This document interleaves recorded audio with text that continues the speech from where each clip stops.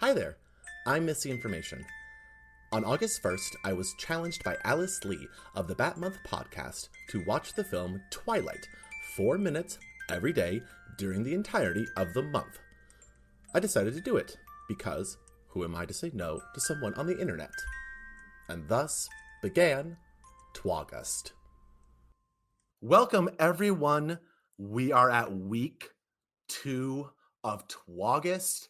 I cannot believe that we're already 2 weeks in. This seems like a fever dream. And I actually had a fever. If you'll remember during the first week, I had an actual fever.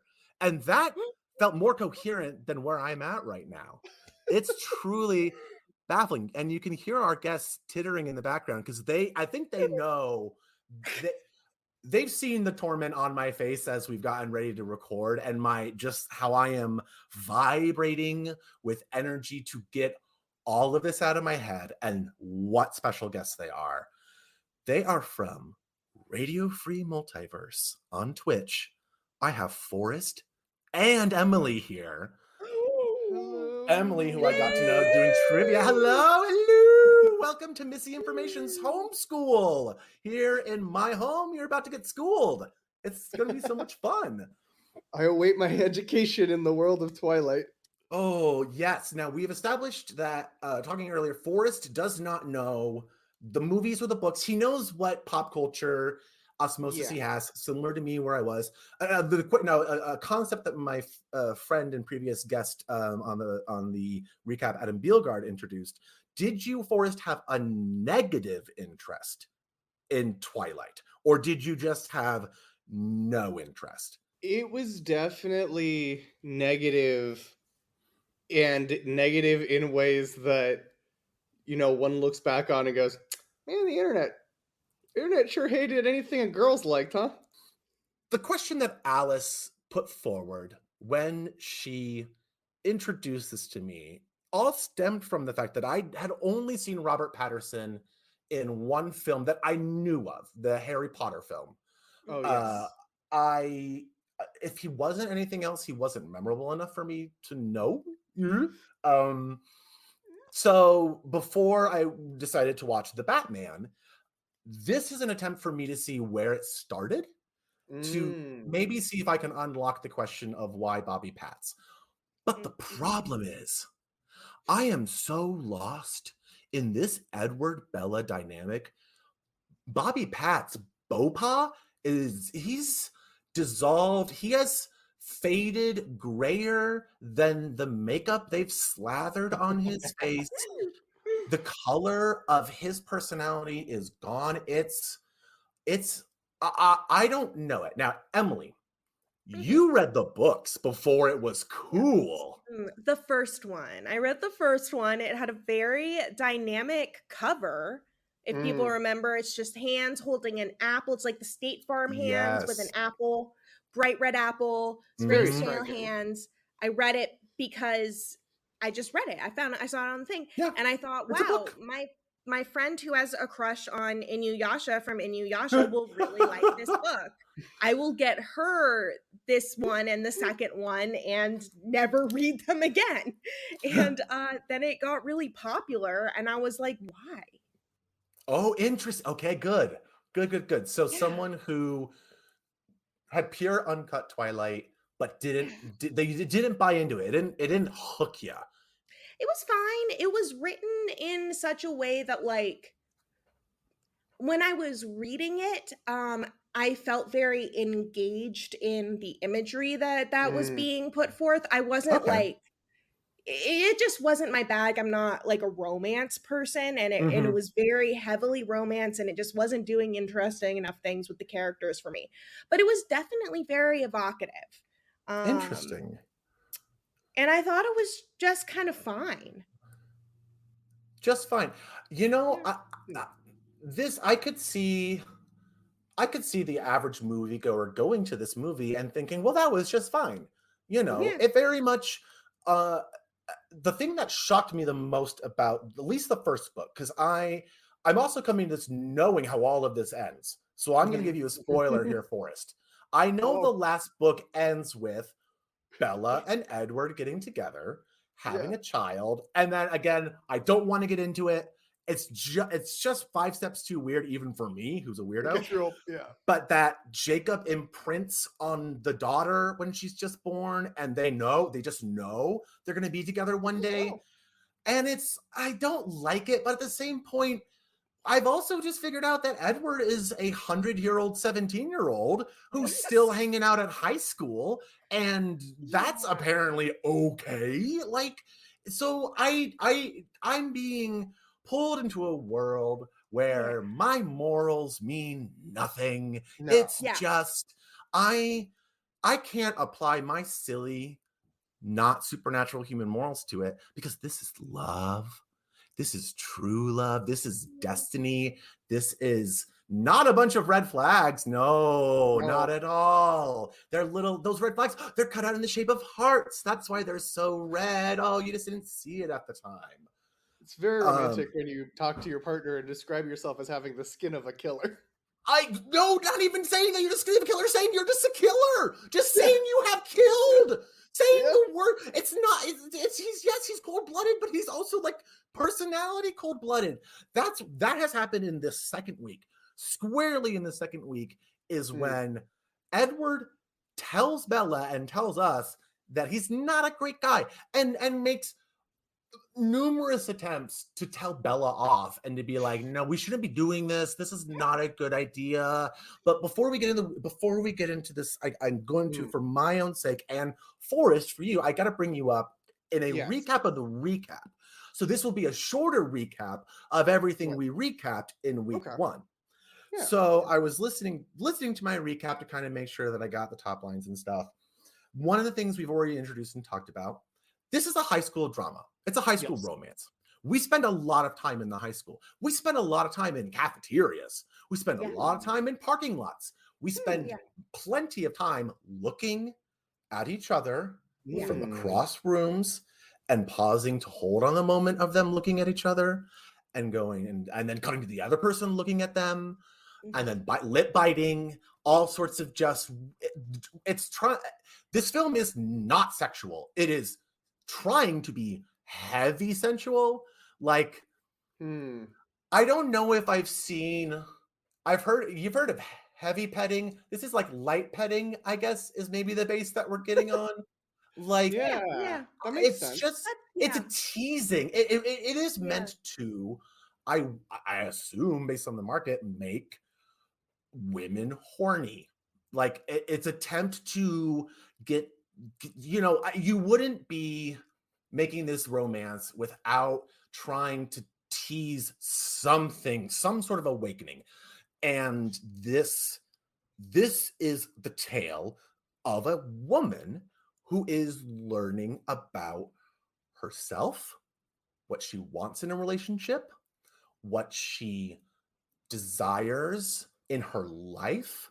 She's also in a new location, new kid in school. A lot of classroom, will they, won't they? We get in there. Bella starts to realize that she's having feelings for him. And that happens when Edward saves Bella from a van that's about to careen into her. And it's her Lex Luthor moment. It saved the swan. Like, it's literally, we're saving our main character. So I have buy-in that Edward's a hero. Edward is someone that should be admired because he saved Bella. And then when she's in the hospital, this is what we're ending in week 1. She's in the hospital, and the doctor is Edward's dad, quotes around that. And this introduction of vampires in society and all that is being layered in. And as we're then getting into this, that's when Edward starts pushing Bella away. So that's where we're at end of week 1. Some red flags have been planted by Edward himself saying, I'm dangerous enough that you probably shouldn't be with me. But being vague, he's not getting into specifics because, you're not going to open with that you're a murderer or a killer, I should say. No. I mean, I wouldn't. I never do. And then week 2. Yes. we are introduced to these other vampires that have killed a human. They have also killed another human earlier, and apparently a deer also got killed. But that comes in. You would think that's okay. These are all just killings of the same vampires. No, that comes into play a little bit later on. We'll learn there's a reason these two things have been shown as an example of what the vampires can kill. Coming back, they then decide to go because it's teens. We have to have a beach scene. When I think Washington, I think beach party. Everyone has surfboards and wetsuits, so we're all going out to boogie. Wait, really? And yes, literally, like it's the gang that she's with, and they all have vans. Wetsuits? And they all have their own wetsuits. They just have them ready to go. Everyone has a wetsuit. It's like a Pacific Beach thing. You put on It your is. hiking boots, It's you bring cold. your sweater, No. you look at the tide pools. That's what the beach is. They are getting into the water. This is a trip to the water because we have to be connected to the water. And Jacob then comes in, who we've met once before, coming here, gorgeous long hair like mine. And he then lays that nice exposition dump on us. We just thought we were going to the beach. No, we're going to the forest to be led to some exposition. Wonderful. Jacob introduces a topic that I'm sure even Forrest, you are familiar with.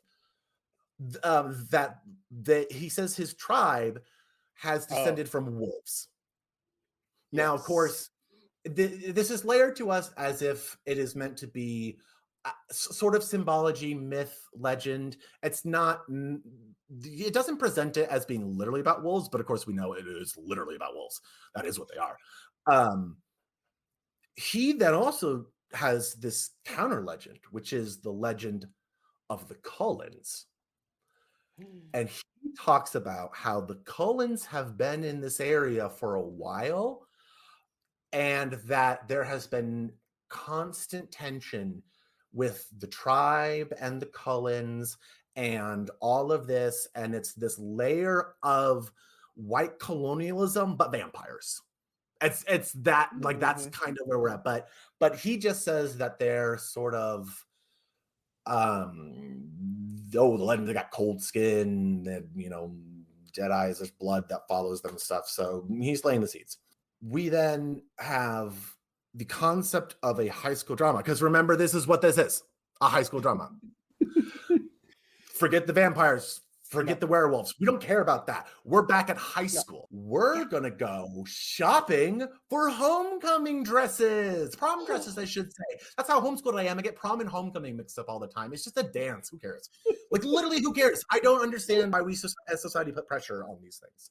Because we have nothing else. I'm going to make a wild assumption that both of you were public school. Did you enjoy your proms? Was this truly something that was built up? I didn't go to mine. Okay, Forrest didn't go to his. You had a very small school as well. Well, I had also graduated a little early and missed it for that reason too. You didn't feel it was so life-altering, so life-affirming that you must be, that you're going to drop everything to come back to your prom because you only get one senior prom when you're a senior, or all that nonsense and stuff. No, of course not. I don't know why films make this seem like something that matters that much. But Bella and her gal friends are gonna go shopping. Now, why would Bella want to come along? Because she's researching these legends. She's a smart one because she can Google. So she Google or Googles this. I mean, she just 2008 Google, it was baby Google. They weren't Alphabet, collector of all data and all things about to them. It was just, don't be evil, Google. Look at us, we're fun. She asked.com in that case. Yes. So ask.com pulled back. Jeeves was gone. She's looking more into this legend. So she goes to she wants to go to a bookstore that's in town. So she tags along, goes with her friends. They're trying on dresses, and she does what I would do, which is just say everything is fine. The difference is that I truly just think everyone looks fine in everything. Like you come in with an outfit, I'll be like, oh my gosh, you look fine, you look great. I'm like, well, do you think it changes? I'm like, no, you still look like, you, but in those clothes, except for the other ones. That's just kind of the level of there. But she ditches them. She's like, after the 10th dress, she's like, you know what? I'm gonna go be somewhere not here. And that somewhere not here is the bookstore. So she goes to the bookstore by herself, gets that. It's only been 15 minutes. I feel like I've been talking for half an hour. I'm so sorry. That's what reading this fucking book Twilight felt does like. that. Yes, I mean, that's it it gets in your head. Time vortex. Like, I would spend like a year in the book. I would look up, we're already at school. I don't have to talk to my annoying carpool. I'm like, this is fantastic for this purpose. I too spend a lot of time in the bookstore in the mall. It's a perfect place to be. It's where I read the Satanic Verses. So she leaves the bookstore, and then we meet the most evil, heinous, villainous group of lowlifes that she's come across so far. Oh, yeah. College frat boys. Yes. Emily, you're shaking your head. Is this part of the book? This is part of the book. This part of the book crystallized a lot of things for me. It was wild getting to college and having shit like that happen to my friends. Yeah. I didn't like it. I was like, oh no. I mean, I know they're not going to like have anything happen to her, but still, I was like, this is the most I'm worked up about something happening. And like, there's a vampire that's in this, allegedly. So yeah, it really was something. And speaking of said alleged vampire, who should show up once again to save her? In a fancy Edward. Superman. In a fancy car. The fanciest. This relationship, this entire relationship is built on trauma. These are two individuals who in their own lives have had so much trauma and were in proximity with each other that they became intertwined in an orbit, which who cares how healthy it is? They just are now bound to each other because I understand wanting to be with someone who saved your life twice. Like, he gives her a lot of orders right after. Eat this specifically. I'm gonna order it for you. That like moment reading that line as a child, as a high schooler, I was like, I will never be with a person who speaks to me like that. And I have broken up with people over being like, wow, I can't deal with this. I know. This film has covered so much ground, and Edward has told us so many things about himself already. I forgot that detail. That he ordered for her, and that too was just like he just saves her and then turns around. It's like, I know better than you, human psychology, and you actually need to do this. And I'm amazed by you because you weren't like super scared like other girls when being attacked. You were brave and ready to fight. And I'm like, literally every human AFAB person who I have met would have been ready to fucking fight. We know. That is very true to the characterization of an old white man, though. Well, he's 100. Of course he's... So true. That's a centurion right there. And to the movie's credit, they show Bella kneeing one of them in the crotch. She did the Sandra Bullock sing and did the G for groin right in there. I was proud of her. But then again, then Edward sweeps in, which he saved. Like, I'm not blaming him for saving. Like, good job. He should do that. Yeah. But then the next move shouldn't be, oh, we're going to go on a date in front of your two friends who... Oh, I'll take you home, Bella. And the two friends are just like, ew, you're with Edward. One of them being Anna Kendrick, who I constantly, every time she's on screen, I'm like, Anna Kendrick's in this? Right? That's how much like this thing is overshadowed that no one talks about the fact she's in it. Like, it just is such a, no, like, oh no, this is the Edward and Bella and Jacob show. I mean, beside the fact that so far Jacob has appeared twice in this first hour, which that's the other thing that surprised me. I thought this was a right away love triangle, like from the gun, like we were going to have that sort of tension.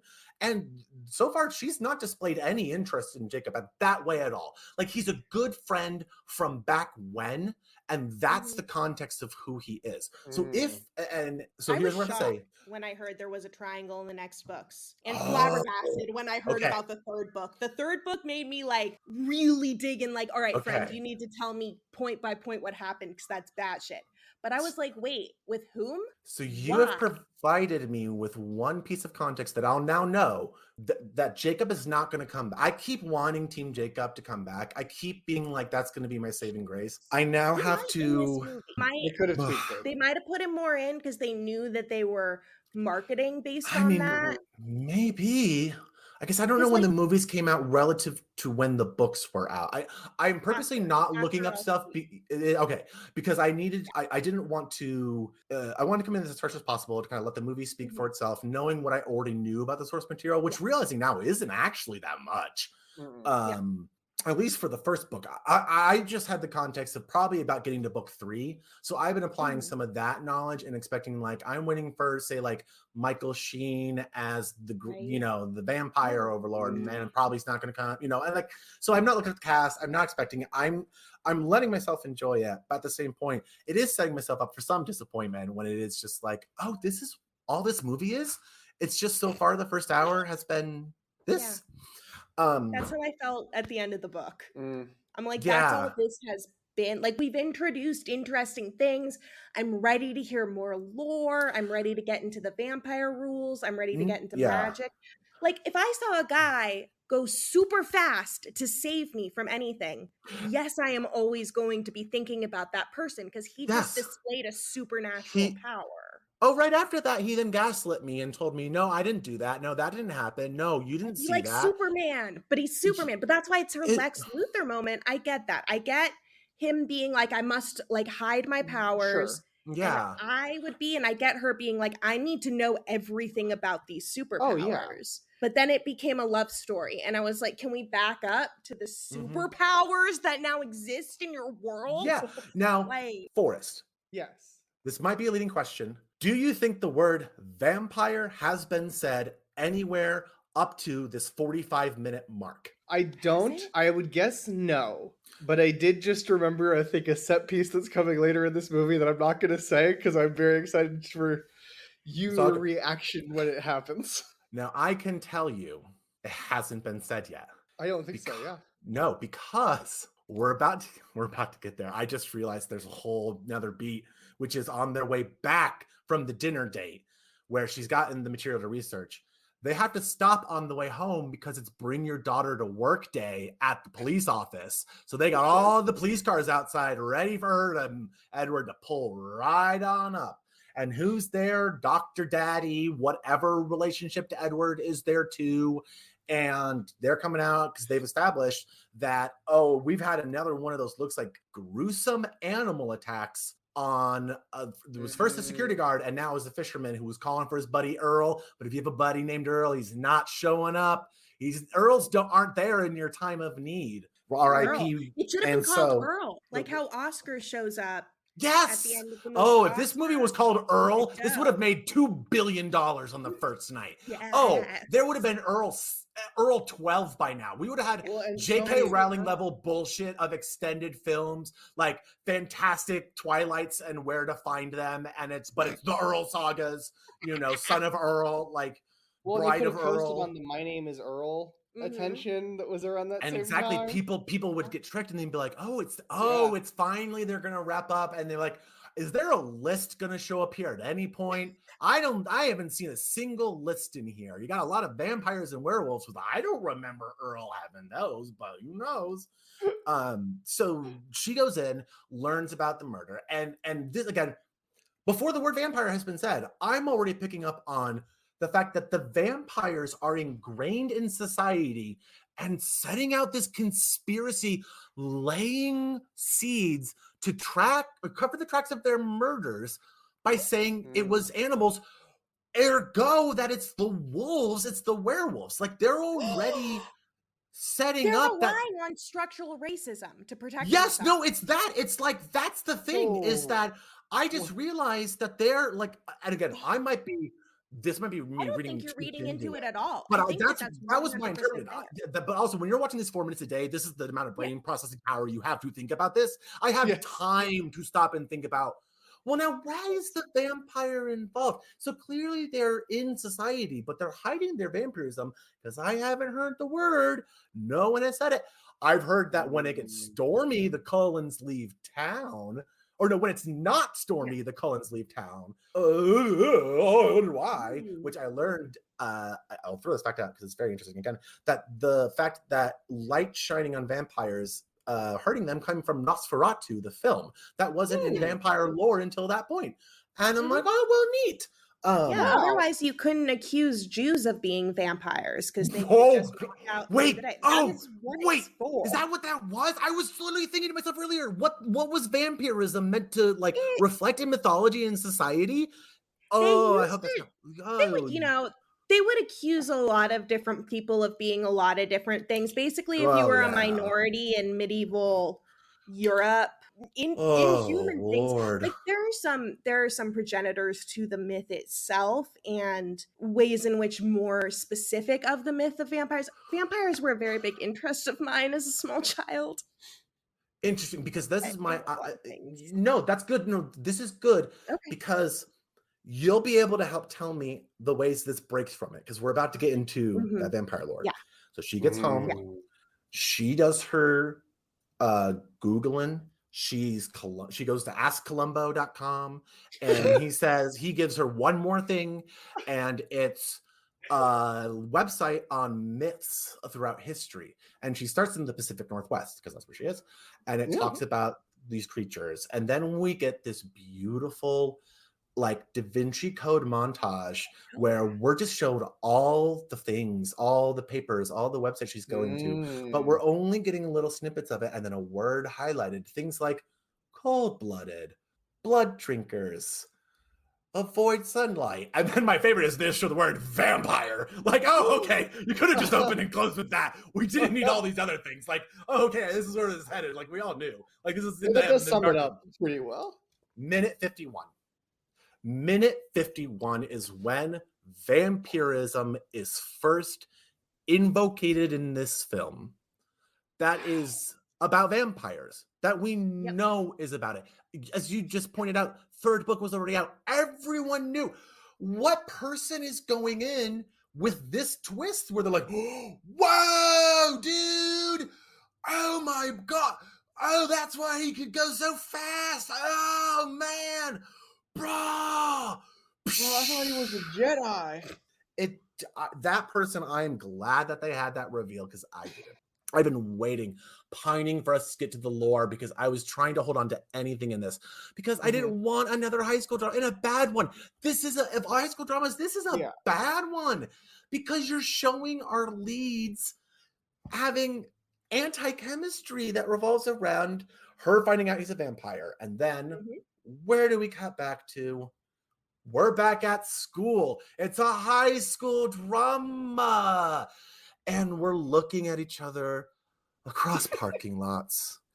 And there's eye contact. And Bella looks at Edward, and Edward looks at Bella. And then she sees him. She's going to go right up to him. And she's going to tell him what she knows, that he's a vampire. And she crosses that parking lot and walks right on past him. Oh, no. Cold shoulder, cold-blooded person walks to the woods, which is when I find out someone's a vampire, the first place I go is alone in the woods. That's where I would lead them. Makes sense, because, nothing bad can happen in the woods by yourself. You might discover someone's pornography, I've been told, and that's it. That's the only thing that happens in woods. Edward follows her, of course. And this has been the last...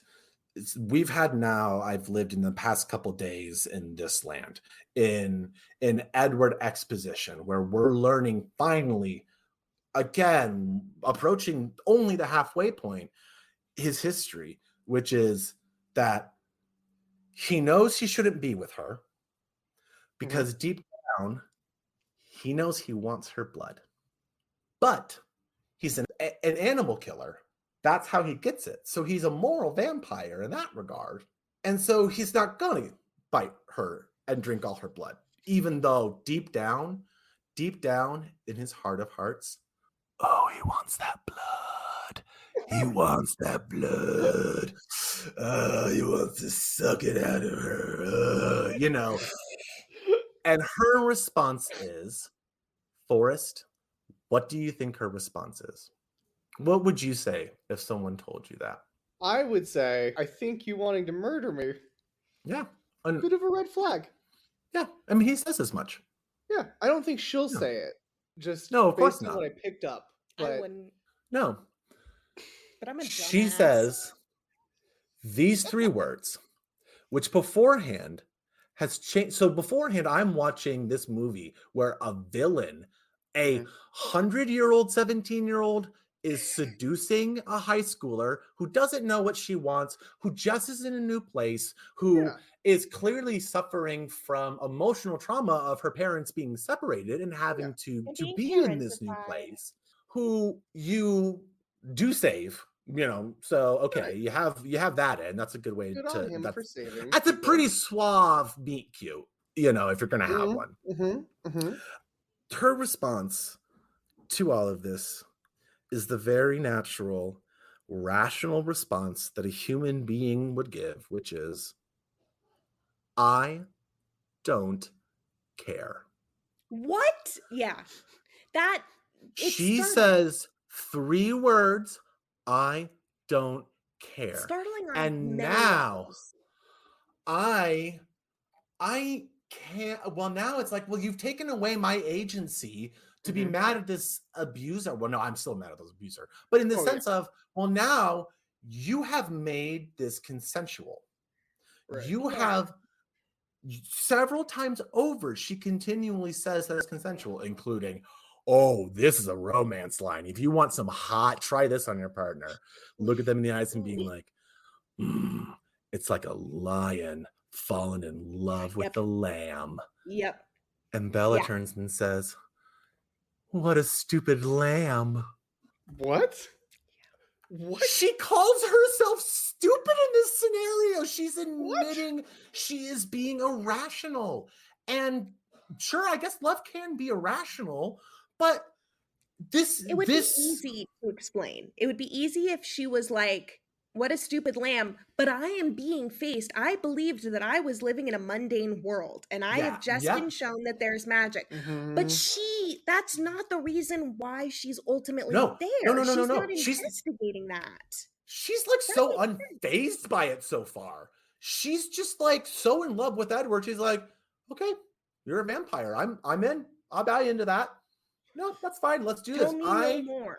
And she goes, so at this point, honestly, the exposition dump is a little muddly. So this is not going to be chronological. This is going to be a more of emotional now recap as we barrel towards the end of this, because he then goes into how he became a vampire, which I introduced the word consent earlier purposefully, because there's this weird implication that we're having to deal with about how vampirism itself might not be a consensual act, because so Edward got his vampirism when he was about to die from the Spanish flu.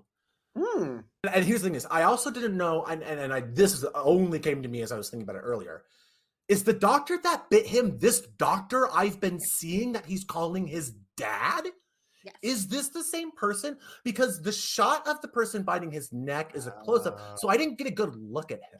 And I don't know. I'm also talking over the film, so I'm taking information in and then spewing stuff out as I go. So I might have talked over that exposition.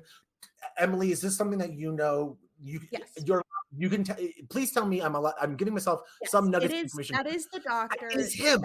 I don't know. He's done to every member of his family. Yes, that was implied. But I'm not sure how consent. I do not remember.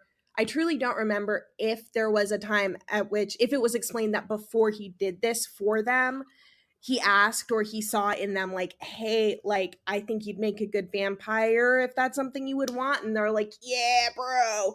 Like, or if it was something that like he felt compelled to do, as is common in vampire literature. It's a very Anne Rice thing of like, this person is about to die and I've given them the gift of vampirism, but is this a gift if they had no consent in the situation? Yes. Novel approach to the Hippocratic Oath. Yeah. Very, very much true.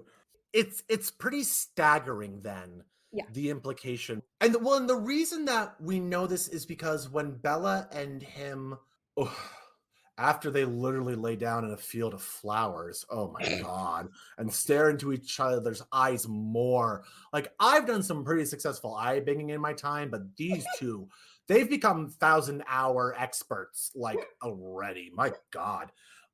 The audience can't see it. Forrest just gave a very good eye contact, Emily, right there. It's beautiful. Truly, you got the job, kid. You're on the picture. Yes. The kid stays in the picture. That eye contact made. I need someone to eye bang like that. No one's eye banged in this studio like this in days. Used to be able, every kid in here on the resume that eye bang. I was sick of eye bangers. Now you can't find them. It's a lost art. Everyone's all naturalistic. Everyone's all method. Give me eye bang. Classically trained eye banging. And this movie provides it in abundance. I mean, and that's where a layer of this film that we talked about earlier, there's no sexuality, it's sensuality. And I just wonder if that's it's the restraint. It's the fact that they're not just snogging on each other, as we say in Harry Potterdom, that they are just looking, and it's us seeing them react to each other's thoughts. So we're filling in what they're thinking. And so we're being able to build it.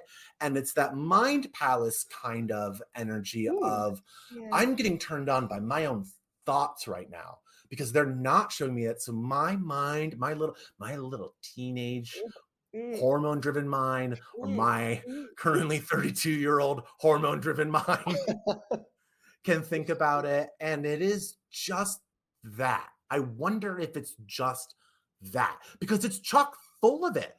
But the humor, the sexuality, it's all tepid. It's all so like it's Mormon. It's Mormon.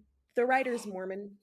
My friend Adam brought that up too. And I almost was like, can you say that? But the more I think about it, it's true. No, I think that is just layered in. I think that is implicit now. Oh yeah.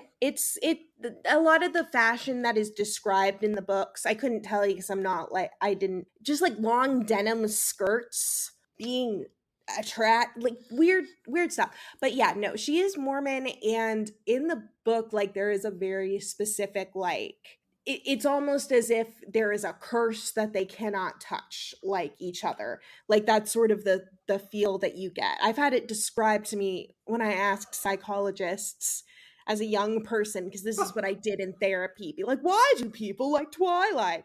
And one of my therapists was like, it's kind of a nice daydream for someone who is too young to actually want to start being involved in sexuality and explore that, but is in their pubescence and starting to think. And the idea of having some strong protector who can't violate any boundaries that you just aren't sure about yet because you're a child, like that's an attractive fantasy to have. And like, sure, like I don't shame anyone for that fantasy, but it's a lot. The book adds a lot of other layers to it and just completely sidesteps the whole, like, we were living in a mundane world and now there are vampires. Are there witches? Are there werewolves? Like, that's my first question. My first question is, what other beings exist? And he'd be like, werewolves. And I'd be like, sweet. Let's investigate this. But how big of a monster mash are we talking? Having been spoiled by the comedy Bang Bang Dalton Wilcox extended universe of monsters and legends, I'm waiting for someone to show up and just shoot every one of these. I'm going to find out there's a vampire, they get shot, a werewolf, they get shot. Sure, throw some Frankensteins in there. Just people. But I'm realizing this isn't True Blood. This is not the world we're in. What came first? The high school drama, and then she thought, what splash do I need in this? Vampires. Or was it, I love vampires, and I'm now going to filter this through my prism? There's nothing about vampires. She makes up everything. Mm-hmm. It has nothing to do with any of the previous lore that has been established or the history of the idea of the vampire. She really doesn't touch on any of that folklore, etc., which is fine. It's a perfectly reasonable thing to do with a fictional creature.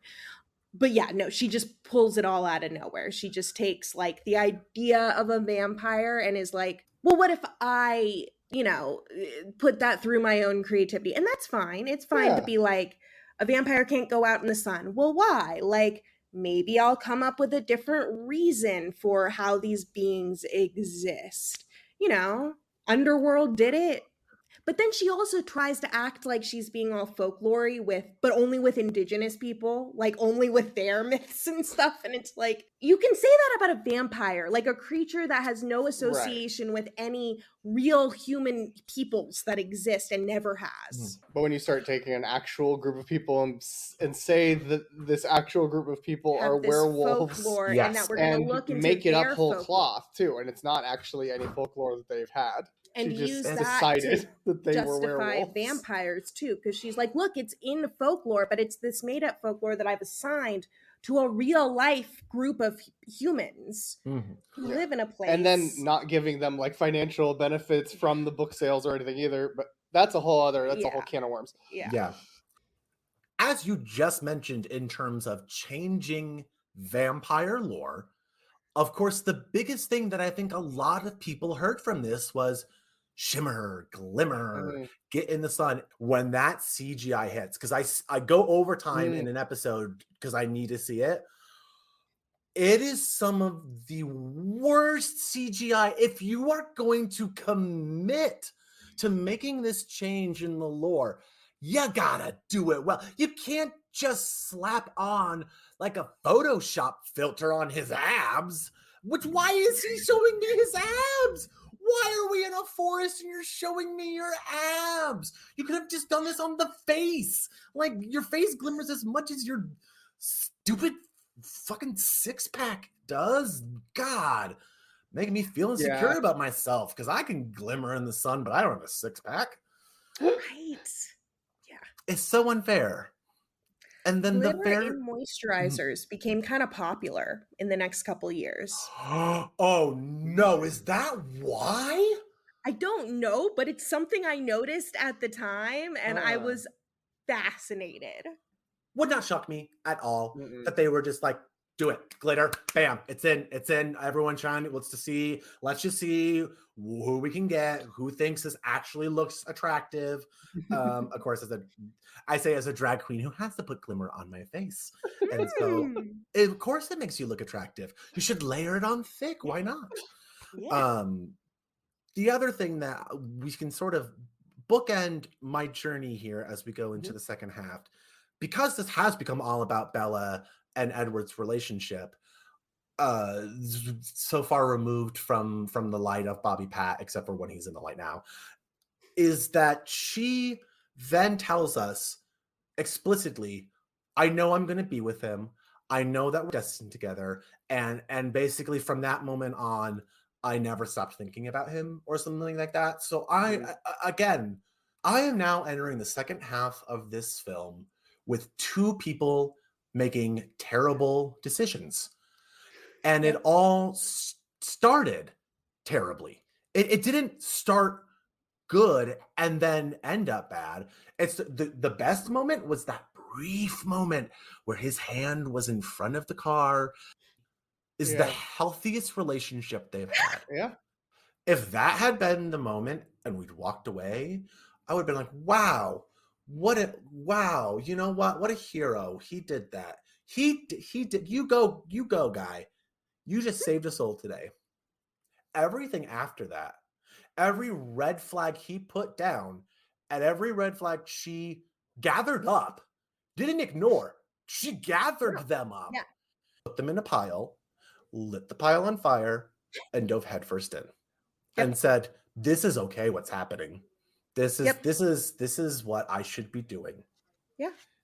Your quote about Bella having I know I'm going to be with him, I'm destined to be with him, it makes me wonder about the metaphysics of this world. Yeah. And is Twilight an existential horror movie? Oh, Where they know they it shouldn't is. be Oh no, it punished, is. No, but they no, have I no tell you, choice. I can tell you, watching 4 Minutes a Day, this is some of the most existential horror that I have seen. It is Interesting. oh my God. Did they tell us what this movie is already? Because what did they show us early on? Our inciting incident is a car crash.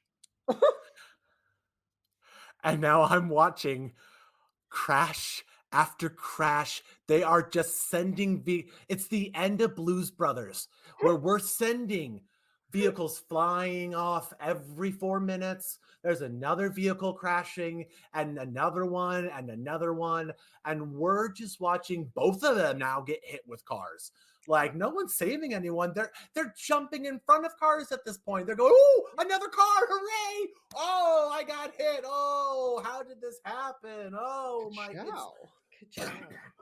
I mean, you've told me this is an existential horror when you've introduced the concept of a man who is, time-wise, 100 years, true, but yes. stuck in the body of Yes. a 17-year-old. Does he have the perpetual hormones of a 17-year-old? Like, I would think so, just based on his characterization. They Yeah. do it differently in Anne Rice stuff. Yeah. A child becomes a vampire and she grows up. Like she mentally grows up, but is in the body of a child. Edward is dead. Edward is dead. The person who Is Edward dead. was on that, oh no. I have been firm this is not how did this get made. This is not how did this get made. But I'm going to pull a slight nugget from this. Do we have dual Jacob's Ladders scenario in which Edward died of the Spanish flu and Bella died getting hit by a car, and Jacob is the person who is guiding them together so they can cross over? Both of them, him in this form that he has taken to be able to do it. Like, it's been retired on a bit on a different podcast. Is this a Jacob's Ladder scenario? I mean, that sounds pretty, like, I don't know, It would. Mormon stuff has a lot of fun with. Do they get married and go to their own planet? Is that what happens in the end of this? A little bit. It would be a much more interesting book if it was Jacob's Ladder. I mean, I know it's not. I can't. It's too good to be true. It always is. It's never. It's been Jacob's Ladder in one case. In Jacob's Ladder, that's the time that it's been it. Other than that, it's just sparkling deaths movies, sparkling fever dreams. There we go. Yes. I am so enjoying the experience of making this podcast narcissistically because it's insights into my own brain and my own thinking. And it really is just like finding out what I find fascinating and what I obsess with. Yeah. Things like faces, things like timing, things that I don't care about. Will they, won't they? High school, apparently. So I've enjoyed that experience, but my God, I truly am living in a horror film, which the horror is two people just making terrible decisions. Mm-hmm. I cannot possibly, at this point, predict where this film is going to end. No, I don't know.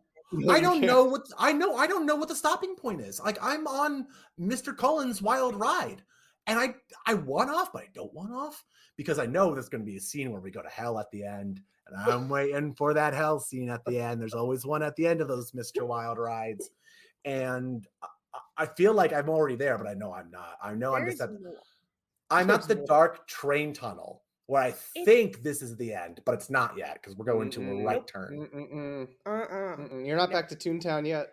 No, there's whole characters that they haven't even introduced. Oh, I know. I just remember Dakota Fanning is in this at some point. Like, I'm afraid. Actually, do you want my biggest fear about all of this is? Of course, yeah. I'm not afraid of people not listening. I'm not afraid of people judging me when they do listen. I'm afraid this is going to bleed over and that I'm going to be in here. Okay. New moon. So is this September new moon? Or am I going to be in eclipse? Oh. Am I going to be in... Forgot about Eclipse. Am I going to Wait, be are there in... 4 books? It's 4 movies. Oh, you're There's right. 5 movies. 5?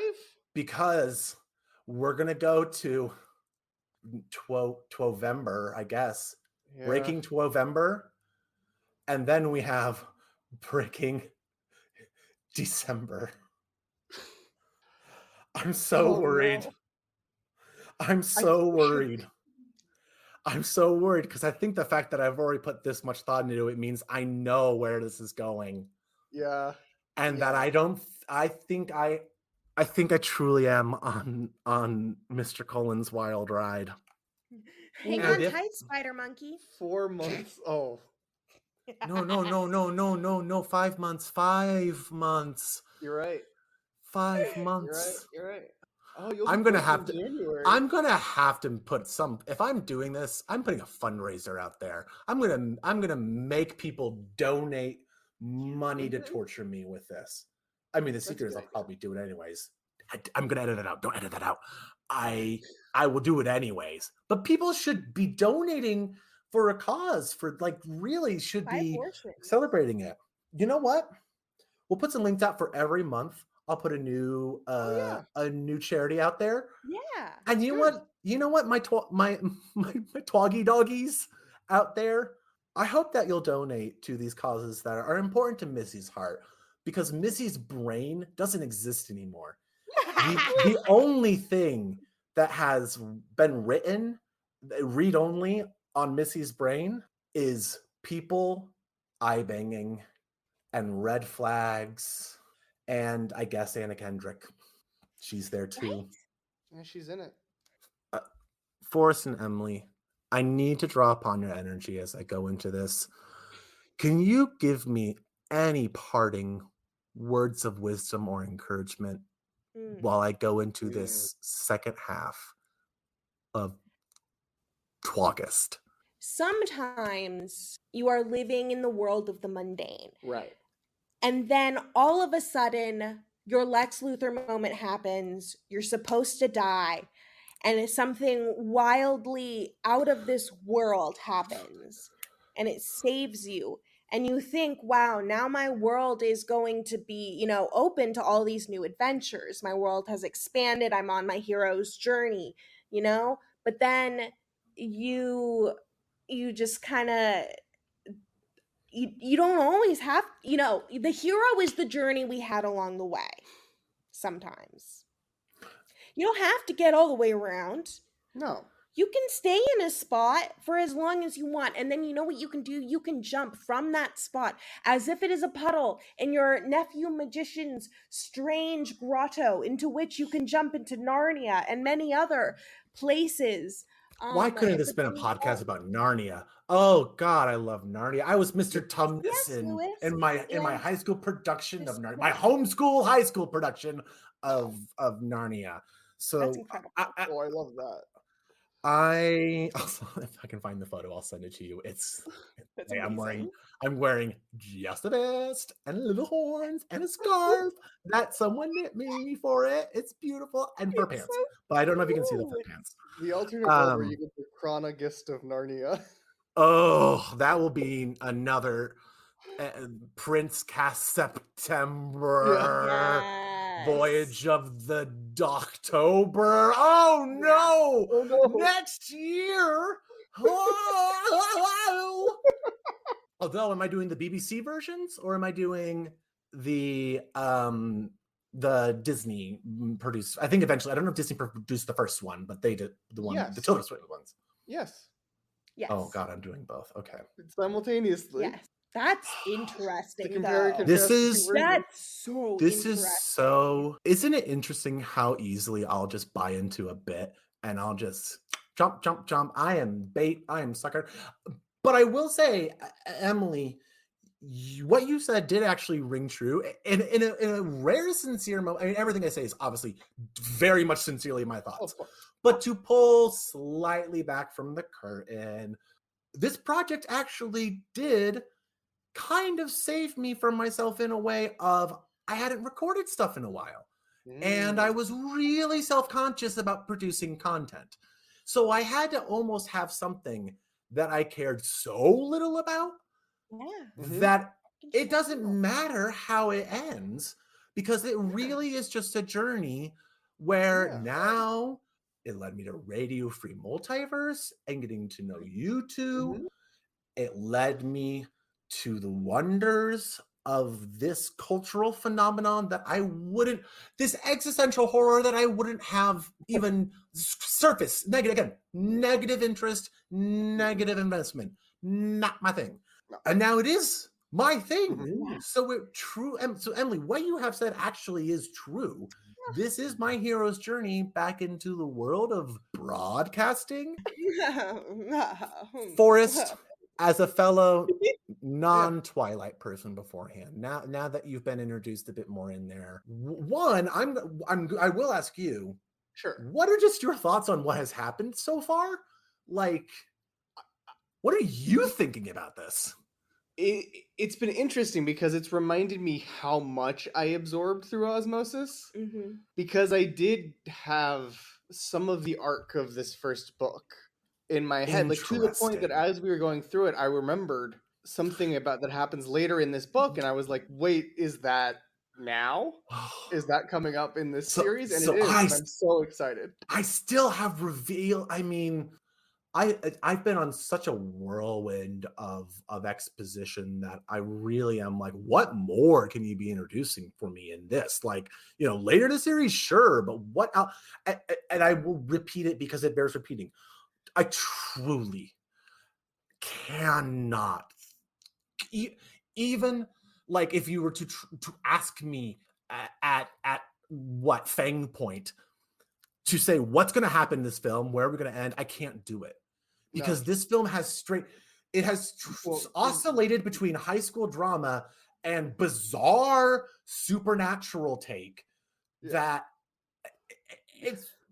what is this movie? What am I watching? Why are these characters choosing to do what they do? Why was this a billion-dollar franchise? How did we get to where we were starting from here? I think you'll only be asking those questions more. Yeah. As we get into September, new twoon.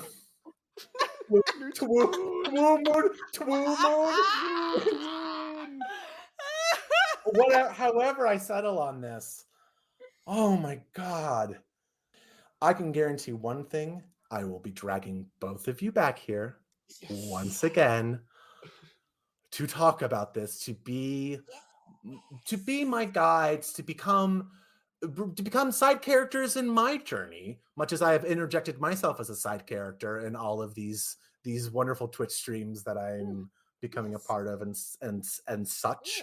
We'll be your Anna Kendrick. Yes. You'll be my Anna Kendrick, where everyone's like, oh, Forrest and Emily are in. Yeah, they are in this. Oh, yeah. I keep forgetting Forrest and Emily are in this. Wow, that's great. I'm so glad. Good for them. They're getting it. Yeah, that's great. I was distracted by Missi's existential breakdown. I totally missed the. I totally forgot. I knew this podcast as an existential horror podcast of a person losing their mind within a persona they themselves have created.